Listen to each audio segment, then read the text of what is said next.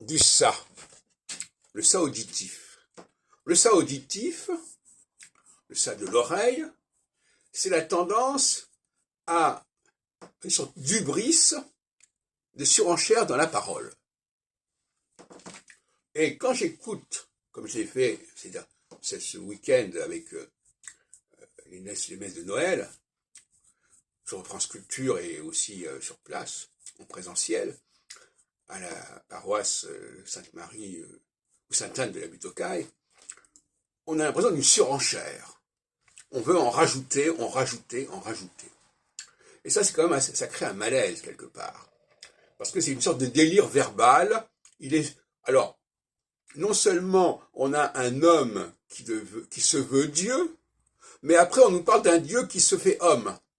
Est-ce qu'on n'est pas dans une sorte de délire, là, par exemple, hein?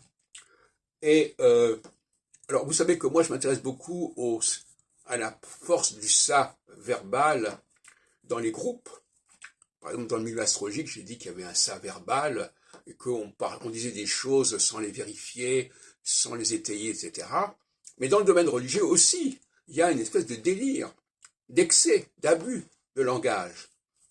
Est-ce qu'il ne faudrait pas, au nom d'un surmoi de la parole, mettre fin à certains développements absolument exorbitants, dithyrambiques, etc. À mon avis, ce serait souhaitable pour tout le monde, hein.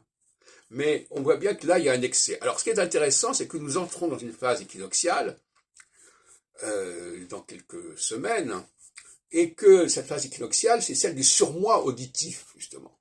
Et donc, je crois que c'est le bon moment, pendant les 7 ans qui viennent, d'arrêter un certain nombre de développements absolument délirants sur la grandeur de Jésus, la grandeur de Dieu, etc.